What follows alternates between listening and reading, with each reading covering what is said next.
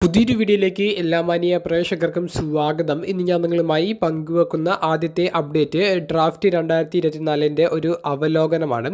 Draft 2024 ആദ്യ ദിവസമാണ് നമുക്ക് ഇന്നത്തെ സ്മാക്ഡൗൺ എപ്പിസോഡിൽ കാണാൻ സാധിച്ചത്. ടോട്ടൽ 4 റൗണ്ടായിരുന്നു ഉണ്ടായിരുന്നത്. ആദ്യം നമുക്ക് പോസിറ്റീവ്സ് പറയാം. പോസിറ്റീവ് എന്ന് പറയാൻ രണ്ട് കാര്യങ്ങളാണ് ഉള്ളത്. അതിൽ ഒന്നാമത്തേത് കുറച്ച് ഹോൾ ഓഫ് ഫെയിമേഴ്സിനെ അവർക്ക് പ്രസൻറ്റ് ചെയ്യാൻ സാധിച്ചു. അതായത് മുൻപ് നമ്മൾ കണ്ടിട്ടുള്ള നമുക്ക് കണ്ടുപരിചയമുള്ള ജനറൽ മാനേജേഴ്സ്, അതുപോലെ തന്നെ റെസ്ലേഴ്സ്, അത് ഫീമെയിൽ ആയാലും മെയിൽ ആയാലും നമുക്ക് ഇഷ്ടമുള്ള കുറച്ച് റെസ്ലേഴ്സ്, അവരെയൊക്കെ നമുക്ക് ഒരിക്കൽ കൂടി റിങ്ങിൽ കാണാൻ സാധിച്ചു. അതുപോലെ തന്നെ മറ്റൊരു പോസിറ്റീവായിട്ടുള്ള ഘടകം എന്ന് പറയുന്നത് NXTയിൽ നിന്നുള്ള കോളപ്പാണ്. NXTയിൽ നിന്നുള്ള കോളപ്പ് നമ്മൾ പ്രതീക്ഷിച്ചതാണ്. അത് ഓൾറെഡി WWE അനൗൺസ് ചെയ്തിട്ടുണ്ടായിരുന്നു.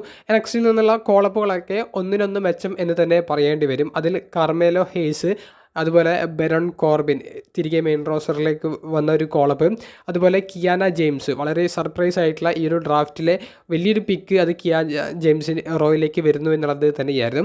അങ്ങനെ രണ്ട് പോസിറ്റീവ് കാര്യങ്ങൾ മാറ്റി നിർത്തിയാൽ പിന്നീട് പറയാനുള്ളത് നെഗറ്റീവാണ്. എന്തിനോ വേണ്ടി തിളച്ച സാമ്പാർ എന്ന് മാത്രമേ പറയാൻ സാധിക്കുകയുള്ളൂ.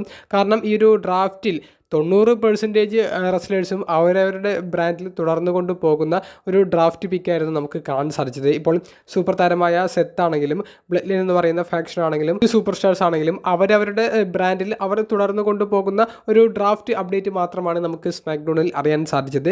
അതുകൊണ്ട് തന്നെ ആദ്യ ദിവസത്തിൽ ഡ്രാഫ്റ്റിൽ വലിയ അത്ഭുതങ്ങളൊന്നും സൃഷ്ടിച്ചില്ല. റാൻഡി ഓട്ടൻ പോലും സ്മാക്ഡൗണിൽ തുടർന്നു കൊണ്ടുപോകും എന്നുള്ളൊരു അപ്ഡേറ്റാണ് അവർ പങ്കുവച്ചത്. റോയിലേക്ക് കൂടുമാറാൻ സാധ്യത ഉണ്ടെന്നാണ് നമ്മൾ പ്രതീക്ഷിച്ചത്. കാരണം സ്മാക്ഡൗണിൽ അങ്ങനെ വലിയ പരിഗണനയൊന്നും റാൻഡിക്ക് കിട്ടിയതായി നമുക്ക് ഈ ഡ്രാഫ്റ്റിന് മുൻപ് വരെ നമുക്ക് കാണാൻ സാധിച്ചിരുന്നില്ല. അപ്പോൾ അതുകൊണ്ട് ഈ ഡ്രാഫ്റ്റ് 2024 ആദ്യ ദിവസം അത് വളരെ ഡിസപ്പോയിൻറ്റിംഗ് ആയിരുന്നു. നമുക്ക് ഒട്ടും ആക്സെപ്റ്റ് ചെയ്യാൻ പറ്റാത്ത കുറച്ച് അധികം തീരുമാനങ്ങളാണ് ഡ്രാഫ്റ്റ് പിക്കിൽ നിന്ന് അവർ നമുക്ക് വേണ്ടി പ്രസൻറ്റ് ചെയ്തത്. രണ്ടാമത്തെ അപ്ഡേറ്റ് ബാക്ക്ലാഷ് 2024 പ്രീമിയം ലൈവ് ഇവൻറ്റിലേക്ക് പുതിയ മത്സരങ്ങൾ കൺഫേം ചെയ്തതിനെ സംബന്ധിച്ചാണ്. രാവിലത്തെ അപ്ഡേറ്റ് വീഡിയോയിൽ 2 മത്സരങ്ങളെ സംബന്ധിച്ച് ഞാൻ പറഞ്ഞിരുന്നു. അത് ഒരിക്കൽ കൂടി അപ്ഡേറ്റ് ചെയ്യാം.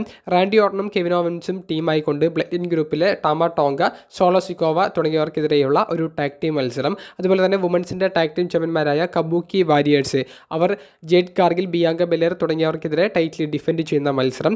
ബെയ്ലിയുടെ women's title Naomi, Tiffany Stratton തുടങ്ങിയവർക്കെതിരെ ഡിഫെൻഡ് ചെയ്യുന്ന ട്രിപ്പിൾ ടെറ്റ് ചാമ്പ്യൻഷിപ്പ് മത്സരം. ഇങ്ങനെ പുതിയ 3 മത്സരങ്ങൾ ഓൾറെഡി ഇപ്പോൾ 2 മത്സരങ്ങൾ കൺഫേം ചെയ്തിട്ടുണ്ടായിരുന്നു. ടോട്ടൽ 5 മത്സരങ്ങൾ ഇപ്പോൾ ബാക്ക്ലാഷ് ഫ്രാൻസിൽ വെച്ചിട്ടാണ് നടക്കുന്നത്. ടൈമിൽ നമുക്ക് ഇവിടെ ഇന്ത്യയിൽ വ്യത്യാസമുണ്ട്. അത് വരുന്ന ദിവസങ്ങളിൽ ഞാൻ അപ്ഡേറ്റ് ചെയ്യാം. അപ്പോൾ ടിഫനിയുടെ ഒരു പെർഫോമൻസിനെ സംബന്ധിച്ചാണ് നമുക്ക് പ്രത്യേകം എടുത്തു പറയേണ്ടത്. ടിഫനി ഓരോ ആഴ്ചയും ആ താരത്തിൻ്റെ ക്യാരക്ടർ നല്ലതുപോലെ ഡെവലപ്പ് ചെയ്ത് വരുന്നുണ്ട്. ഇന്ന് തന്നെ നമ്മൾ നോക്കുകയാണെങ്കിൽ നയ ജാക്സ് നയോമിയെയും ബെയിലിയെയും ആക്രമിച്ച് ബാക്ക് സ്റ്റേജിലേക്ക് പോയതിന് ശേഷം ടിഫനി താരത്തിൻ്റെ ആ ഒരു ഫിനിഷർ ഇടാൻ വേണ്ടി രണ്ടുപേരെയും റിങ്ങിലേക്ക് കയറ്റിയിടുന്നു. ടിഫനി ആ ഒരു മൂൺസോൾട്ട് എന്ന് പറയുന്ന ഫിനിഷർ നല്ല രീതിയിൽ എക്സിക്യൂട്ട് ചെയ്യുന്നു.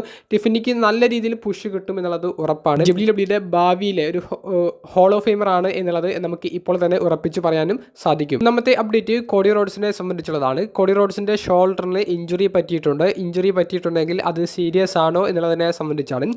കോഡി റോഡ്സ് ഒരു മൂവ് കാർമേലോ ഹെയ്സിനെതിരെ മത്സരത്തിൻ്റെ അവസാന നിമിഷങ്ങളിൽ ചെയ്യാൻ വേണ്ടി ശ്രമിക്കുന്നുണ്ട്. കാർമേലോ ഹെയ്സും കോഡി റോഡ്സും മിഡ് എയറിൽ വെച്ച് കോഡി റോഡ്സിൻ്റെ കട്ടർ കാർമേലോ ഹെയ്സിനെതിരെ ചെയ്യുന്ന ആ ഒരു ഭാഗമാണ് അവർ യഥാർത്ഥത്തിൽ ആ ഒരു മത്സരത്തിൻ്റെ ഫിനിഷിംഗ് മൂവായിട്ട് തയ്യാറാക്കിയിട്ടുണ്ടായിരുന്നത്. എന്നാൽ കൃത്യമായി അവർക്കത് എക്സിക്യൂട്ട് ചെയ്യാൻ സാധിച്ചില്ല. അതിലുപരി കോഡി റോഡ്സിൻ്റെ ഷോൾഡർ അടിച്ചുകൊണ്ടാണ് അദ്ദേഹം ആ ഒരു ഫ്ലോറിലേക്ക് വീണത്.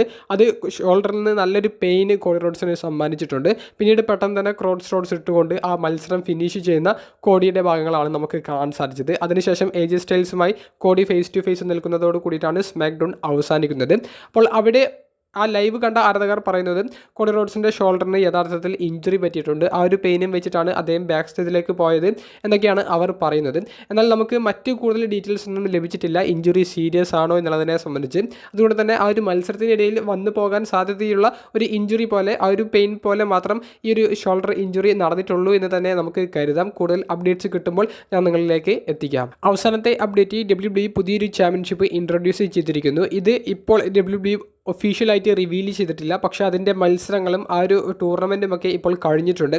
അപ്പോൾ ചാമ്പ്യനായിട്ട് വന്നിരിക്കുന്നത് മറ്റാരുമല്ല, റിക്കോഷെയാണ്. ആ ഒരു ചാമ്പ്യൻഷിപ്പ് എന്ന് പറയുന്നത് സ്പീഡ് ചാമ്പ്യൻഷിപ്പ് എന്നാണ് ആ ഒരു ടൈറ്റിലിൻ്റെ പേര്. അപ്പോൾ ഈ ഒരു സ്പീഡ് ചാമ്പ്യൻഷിപ്പ് അവർ എക്സ്, മുൻപ് ട്വിറ്റർ എന്ന് അറിയപ്പെട്ടിരുന്ന സോഷ്യൽ മീഡിയ പ്ലാറ്റ്ഫോമിൽ അപ്ലോഡ് ചെയ്യുന്ന മത്സരങ്ങൾക്ക് വേണ്ടിയിട്ടുള്ള ഒരു ചാമ്പ്യൻഷിപ്പാണ്.